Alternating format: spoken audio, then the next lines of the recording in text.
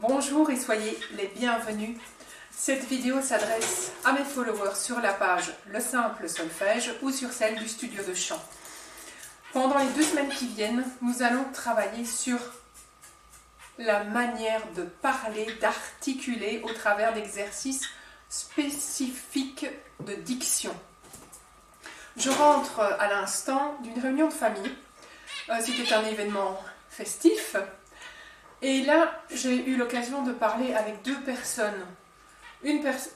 Enfin 4, mais pour faire simple. Une institutrice en devenir qui doit passer son TFE et qui a quelques petites appréhensions. Une personne et qui a mal à la gorge. Une personne qui a fort mal à la gorge et qui vient d'être opérée de nodules.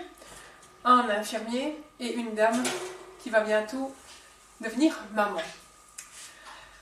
Ce qui ressort de ce qui est, on va dire, diction de l'enseignante et posture de l'enseignante en devenir qui doit passer un TFE, c'est exactement la même chose que pour vous, que pour moi, quand je dois articuler une phrase dans une chanson et que c'est difficile, quand je dois passer une audition et que je suis en stress, quand je dois présenter à un programmateur mon tour de chant ou que je dois vendre, convaincre, ou quand j'ai une interview TV.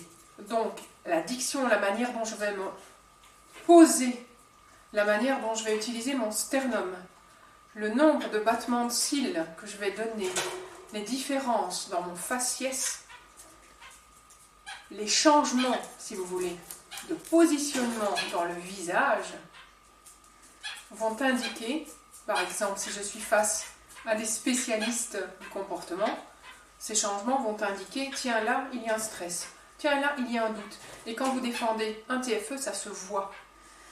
Donc, on va faire pendant 2 semaines purement des exercices de diction. Cela se fait de façon précise, claire et nette. Vous devez convaincre. D'abord, vous devez vous convaincre. Ensuite, vous pourrez convaincre autrui. Vous pouviez bien évidemment, comme moi ça m'arrive, rire en faisant ces exercices parce qu'on se plante, qu'il y a ce petit côté comique, et au fur et à mesure du cheminement, car c'est un cheminement, vous parviendrez à dire les exercices correctement. Première chose, je rappelle, pour tous, la posture est essentielle.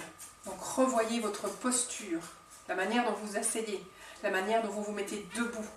Mais même si vous êtes un musicien qui joue debout, revoyez la posture assise, parce que quand vous êtes face à quelqu'un, vous devez le convaincre, des fois vous êtes assis. Ensuite, vous faites l'exercice proposé, 3 fois sur la journée. Vous faites par exemple celui du lendemain, 3 fois sur la journée. Et sur les 5 jours ou les 7 jours, vous en choisissez 2. Et vous refaites cela au fur et à mesure du mois de juin. Peut-être 3 fois par jour chaque exercice que vous aurez sélectionné. La semaine prochaine, même chose, vous aurez des exercices, vous en sélectionnez 2 de cette collection et vous les faites les 2 autres semaines de juin.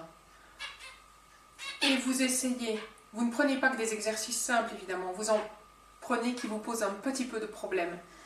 Et vous faites cela et vous les répétez ensuite, tout au long du mois de juin. Puis vous sélectionnez 3 autres phrases pour début juillet, 3 suivantes par exemple, pour la 2e semaine de juillet.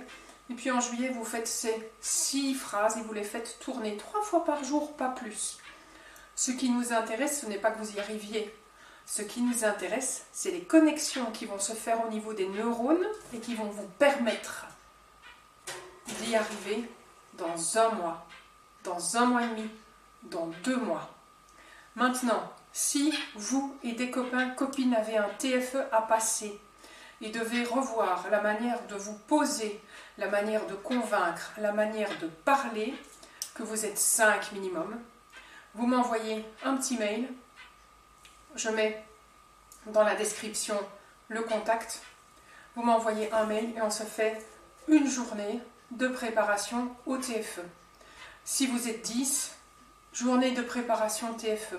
Ce que je vais proposer, c'est de revoir le positionnement via la posture, la manière de parler, où regarder votre interlocuteur s'il vous impressionne, comment gérer avant, après la respiration pour stresser et déstresser surtout.